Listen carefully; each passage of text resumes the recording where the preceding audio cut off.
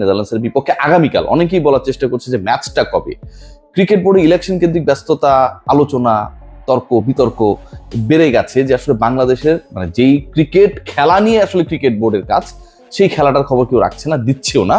আগামীকাল সন্ধ্যা 6টায় Sylhet international cricket স্টেডিয়ামে Netherlands বাংলাদেশের প্রথম ম্যাচ। সো সেই ম্যাচের সবচেয়ে বড় প্রশ্ন, হাইলাইটস বলছিলাম যে প্রশ্নগুলোর উত্তর আসলে আমি দিব আমাদের এখনকার আলোচনায়। সেখানটায় ওপেনিং এ তানজিদ হাসান তামিমের সাথে পারভেজ হোসেন ইমনকে কি দেখা যাবে কি যাবে না, সেই সংক্রান্ত আপডেটটা কি। দ্বিতীয় পয়েন্ট যেটা, বাংলাদেশের বোলার এবং ব্যাটার রেশিও কি হতে যাচ্ছে। আমি আপনাদের বলে রাখি যে বাংলাদেশের 6 জন ব্যাটার স্পেশালিস্ট, 6 জন ব্যাটসম্যান নিয়ে খেলতে নামবে এবং 5 বোলার থাকবে সেটআপে, এবং সেই সেটআপে 3 জন পেসার থাকবে, 2 জন স্পিনার থাকবে, এখন পর্যন্ত যে তথ্য আমার কাছে রয়েছে। সো কিছুটা হলেও প্রথম ম্যাচে ডাচদের বিপক্ষে বাংলাদেশ ল্যাক অফ ব্যাটার্স নিয়ে খেলতে নামবে এবং মেহেদী হাসান মিরাজ, সাকিব আল হাসান এই 2 ক্রিকেটার জাতীয় দলের সাথে বা এই সিরিজে বা যেভাবে হোক না কেন না থাকার কারণে বাংলাদেশ দলের নাম্বার অফ ব্যাটার্স যে কমে গেছে, সেই রিয়েলিটি বা সেই পিকচারটা আরো একবার আমাদেরকে দেখতে হবে। এই প্রিপারেশনটাই কিন্তু আসলে গুরুত্বপূর্ণ, কারণ এই সেটআপ নিয়েই অলমোস্ট বাংলাদেশ এশিয়া কাপে তার 3টা ম্যাচ প্রথম পর্যায়ে খেলবে। থার্ড কোয়েশ্চেন যেটা, কারা খেলছেন 11-এর 11 জন ক্রিকেটার কারা। ফোর্থ কোয়েশ্চেন, 2 জন নতুন ইনক্লুশন হয়েছে, আপনারা সবাই জানেন। সে সংক্রান্ত একটা ভিডিও আমি সকালবেলা করেছিলাম, তাদের মধ্যে কারো খেলার সম্ভাবনা রয়েছে কিনা। প্রথম থেকে শুরু করি, ইনজুরি সংক্রান্ত যে আপডেট, ইনজুরির কনসার্ন যেটা ছিল পারভেজ হোসেন ইমনকে নিয়ে। পারভেজ হোসেন ইমন প্রথম ম্যাচের 11-এ থাকবেন। ধরুন আগামীকাল খেলার আগের ওয়ার্ম আপে যদি কোনো খারাপ কিছু না ঘটে, আজকে রাতে যদি ভাইরাল জ্বরে আক্রান্ত না হয়, যদি কোনো কারণে ডিহাইড্রেশন না হয়, মানে অনেকগুলো ইস্যুস থাকে আসলে লাস্ট মোমেন্টে একজন ক্রিকেটারকে 11 থেকে ছিটকে দেওয়ার জন্য। সো এরকম কোনো বাস্তবতা যদি আসলে ক্রিয়েট না হয়, তাহলে Parvez Hossain Emon will be the opening partner of Tanzid Hasan Tamim. And Bangladesh ultimately এই জায়গায় কোনো ধরনের এক্সপেরিমেন্ট আর করতে চায় না, ম্যানেজমেন্ট আর কোনো ধরনের এক্সপেরিমেন্ট করতে চায় না। এশিয়া কাপে এই 2 জনকে দিয়ে বাংলাদেশ তাদের প্রথম পর্যায়ে 3টা ম্যাচ ওপেন করাতে চায়। যেহেতু লাস্ট সিরিজে এক্সপেরিমেন্ট করতে গিয়ে 2 জনের পার্টনারশিপটা প্রপারলি হয় নাই, 3 ম্যাচে 3টা আলাদা ওপেনিং সেটআপ খেলানো হয়েছে। সো সেই আলোচনা শেষ, ওপেনিং নিয়ে নো এক্সপেরিমেন্ট। ইনজুরি সংক্রান্ত যে আপডেট সেটা হচ্ছে Emon is fit to play tomorrow, সব ঠিক থাকলে তিনি কালকে খেলবেন তানজিদ তামিমের ওপেনিং পার্টনার হিসেবে। দ্বিতীয় প্রশ্ন যেটা করেছিলাম যে বাংলাদেশের ব্যাটিং বোলিং রেশিওটা আসলে কি হতে যাচ্ছে, এবং এখানটা আমি বলেছি যে 6 জনের বেশি ব্যাটসম্যান অ্যাকোমোডেট করার জায়গাটা বাংলাদেশ দলে নেই, কারণ এখানটায় প্রপার অলরাউন্ডার বলতে যা বোঝায় সেটা নেই। আপনারা বলতে পারেন মোহাম্মদ সাইফুদ্দিন তো অলরাউন্ডার, লাস্ট ম্যাচে 34 বলে 35 রান করেছে। সো এরকম অলরাউন্ডারকে আমি আসলে অলরাউন্ডার হিসেবে, মিনি অলরাউন্ডার হিসেবে, স্মল অলরাউন্ডার হিসেবে কোনোভাবেই ট্যাগ দিতে চাই না। মানে 34 বলে 35 রান করা ইনিংস যিনি খেলেন, 35 রান শুনতে ভালো লাগে, অপরাজিত আছেন, 2টা ছক্কা মেরেছেন, এই টাইপের ঘটনাগুলো দেখতে যাতে ভালো লাগে, তারা একটু স্ট্রাইক রেটটা দেখেন। You are going to play T20 against Netherlands. So ওই জায়গাটায় সাইফুদ্দিনকে অলরাউন্ডার হিসেবে ট্রিট করার কোনো কারণ নেই। 6 জন ব্যাটার কারা, সেই ডিসকাশনে আসবো 11টা যখন আমি বলবো। তার আগে যে গুরুত্বপূর্ণ পয়েন্ট আমি বলেছিলাম যে 3 পেসার এবং 2 জন স্পিনার, পেস ডিপার্টমেন্টে আধিক্য আগামীকাল দেখা যাওয়ার সম্ভাবনা খুব বেশি। স্পোর্টিং উইকেটে খেলা হবে, মিরপুরে থেকে বেটার উইকেটে খেলা হবে, এবং যেই টাইপের উইকেটে আলটিমেটলি বাংলাদেশ এশিয়া কাপ খেলবে সেই টাইপের উইকেটে প্রিপারেশনটাকে আসলে তারা মজবুত করতে চাইছে। এবং সেখানটায় যেহেতু স্পোর্টিং উইকেটে খেলাই হবে, স্পিনিং উইকেট, মন্থর উইকেটে খেলা হওয়ার সম্ভাবনা কম। সো নাম্বার অফ পেসার্স বাড়বে। ওকে, ফোর্থ পয়েন্ট, আগামীকাল যতটুকু শোনা যাচ্ছে খুবই গুরুত্বপূর্ণ, নূর হাসান সোহান আবারও 11-এ জাতীয় দলের হয়ে খেলবেন, যতটুকু শোনা যাচ্ছে। ভাই এটা কিন্তু 100% কনফার্ম নিউজ বলতে পারবো না যতক্ষণ না পর্যন্ত টস হবে, যতক্ষণ না পর্যন্ত ক্যাপ্টেন লিটন তার 11টাকে অ্যানাউন্স করবেন। কেন এই আলোচনা হচ্ছে, লোয়ার মিডল অর্ডারে বা ফিনিশিং রোলে আমাদের 2 জন ক্রিকেটার কাজ করেন। তাদের একজন হচ্ছেন জাকির আলী অনিক এবং পারভেজ হোসেন ইমন, জাকির আলী অনিক এবং আমাদের শামীম হোসেন পাটোয়ারি। আমার কাছে যে আপডেট রয়েছে, শামীম হোসেন পাটোয়ারি ভাইরাল জ্বরে আক্রান্ত হওয়ার পর সুস্থ হওয়ার প্রক্রিয়ায় রয়েছেন। এর আগে তিনি অনেকটা ফিজিক্যাল এক্সারসাইজের মধ্যে দিয়ে গেছেন। আজকে খুব অল্প সময়ের জন্য যতটুকু খবর পেয়েছি ব্যাট করেছেন।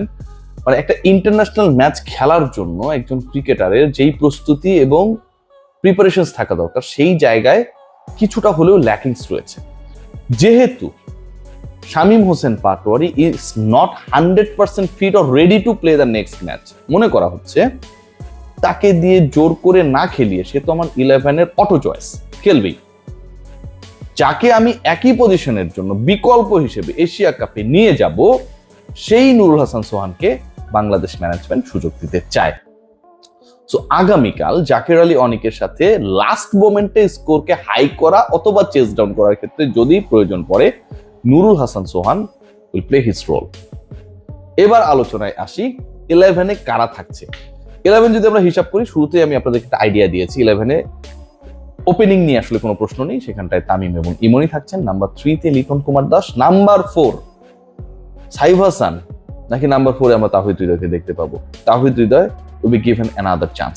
আপনারা বলতে পারেন অনেকগুলো ম্যাচে প্রপারলি আসলে তার কাছ থেকে আমরা এক্সপেক্টেড পারফরমেন্সটা পাই নাই, but Towhid Hridoy is a experienced campaigner, number 1। Number 2, যার কাছ থেকে আপনি প্রপার পারফরমেন্সটা পাচ্ছেন না, তাওহিদ হৃদয় পারফরমেন্স তো নাইম শেখের মতো না, তাকেই তো আপনি সুযোগ দেবেন to make him more prepared before the Asia cup. So 4 নম্বরে আমার যে বক্তব্য বা আমার যে ধারণা অথবা আমার যে এক্সপেরিয়েন্স, তাতে মনে হয় তাওহিদ হৃদয় খেলবেন। 5-6 দুটো স্পট বাকি রয়েছে এবং এই 2 স্পটেই আসলে বাংলাদেশের লাস্ট 2 ব্যাটার, মানে 6 নম্বর পর্যন্ত ব্যাটিং লাইনআপটা খেলবেন। কারা খেলবেন এটা আমি একটু আগে আপনাদেরকে বলে দিয়েছি। জাকের আলী অনিকের পার্টনার হবেন নুরুল হাসান সোহান এবং শামীম হোসেন পাটোয়ারিকে প্রবাবলি বাংলাদেশ দল রেস্টে রাখবে। বাকি থাকে 5টা স্পট। এই 5 স্পটের মধ্যে 2 জন স্পিনার, এখানটাও কিন্তু একটা ভালো ব্যাটল হবে। আপনি কি বাঁহাতি অর্থোডক্স খেলাবেন অর আপনি লেগ স্পিনার খেলাবেন? This is a vital question. এই পাজেলটা মিলাতে গিয়ে আমার কাছে মনে হয় যে রিশাদকে খেলানোর চান্সেসটা নাসুমের থেকে বেশি আমার কাছে মনে হচ্ছে। আবার নাসুমকে অন্য কারণে খেলা হতে পারে, লোকাল বয়, সিলেটে খেলা। নাসুম আহমেদ টাইট বোলিংটা খুব ভালো করেন, সো ফার সো গুড যে পারফরমেন্স করেছেন, তাকে 11 থেকে ইরেজ করার মতো এমন কোনো ঘটনা ঘটে নাই। বাট যেটা মনে হচ্ছে রিশাদ খেলবেন along with his spinning partner শাক মেহেদী। সো আমার 8টা স্পেস হয়ে গেল, 9, 10, 11। আপনারা সবাই জানেন যে বাংলাদেশ দলের এই মুহূর্তে যে 5 জন পেসার রয়েছে তাদের মধ্যে টপ পেসার হিসেবে অভিহিত করা হয়েছে তানজিম হাসান সাকিবকে। বাংলাদেশ যেই ম্যাচটা খেলবে, যেই ম্যাচটা সিরিজে এগিয়ে যাবার ক্ষেত্রে ইম্পর্টেন্ট, সেখানটায় তানজিম সাকিবকে ড্রপ করে নিশ্চয়ই বাংলাদেশ 11 করবে না। অ্যাকর্ডিং টু দ্য কোচ, তিনি বলেছেন Tanzim Sakib is our best pacer. So আর বাকি থাকে 2টা স্পট। এই 2 স্পটের জন্য দেখুন কি কম্পিটিশন। তাসকিন রয়েছেন, মুস্তাফিজ রয়েছেন, সাইফুদ্দিন রয়েছেন এবং তাসকিন, মুস্তাফিজ, সাইফুদ্দিনের সাথে শরীফুলও রয়েছেন। এই যে 4 জন, এই 4 থেকে আপনাকে পিক করতে হবে। খেয়াল করে দেখুন 2 জনকে। আমরা যদি রেগুলার বেসিসে চিন্তা করি তাহলে তাসকিন এবং মুস্তাফিজকে প্রেফার করা হবে, কিন্তু আপনি শরীফুলের পারফরমেন্সকে কি কোনোভাবে ছোট করতে পারেন? শুরুর দিকে ব্রেক থ্রু দেয়া, জুটি ভাঙা, অ্যাগ্রেশন, স্পিড, সুইং, কোনোভাবে কি শরীফুলকে 11-এর বাইরে রাখার ক্ষেত্রে কোনো যুক্তি আছে? বড় যুক্তি আছে। আপনি অলরেডি তানজিম সাকিব মানে একজন ডানহাতি পেসার নিয়ে নিয়েছেন। সো বাঁহাতি অপশনের জায়গায় আমার কাছে মনে হয় মুস্তাফিজের থেকে Shariful is the better option. যেহেতু স্পোর্টিং উইকেটে খেলা হবে, যদি খেলাটা মিরপুরে হতো Mustafiz could be the best option. But যেহেতু খেলা হবে সিলেট ইন্টারন্যাশনাল ক্রিকেট স্টেডিয়ামে, high scoring match, all are expecting, Shariful আমার কাছে মনে হয় in that case the best option. আরেকটা স্পট থাকে, মুস্তাফিজকে যেহেতু আমি রুলড আউটই করে দিয়েছি শরীফুলের সাথে আলোচনায়, সো মুস্তাফিজ বাদ, সাইফুদ্দিন নাকি Taskin? I will go for Taskin, not for Saifuddin. Definitely আমার 11টা অনেকটা এরকমই। পেছন থেকে যদি শুরু করি, তাসকিন, শরীফুল, তানজিম সাকিব, রিশাদ হোসেন, শাক মেহেদী, নুরুল হাসান সোহান, জাকের আলী অনিক, আমাদের তাওহিদ হৃদয়, লিটন কুমার দাস, তানজিদ হাসান তামিম এবং পারভেজ হোসেন ইমন। আপনার 11 কি আমার সাথে মেলে? যদি মেলে জানিয়ে দিন, না মিললে আপনার কমেন্ট, আপনার 11 কেমন হতে পারতো সেটাও জানান। সবাই ভালো থাকবেন। Take great care.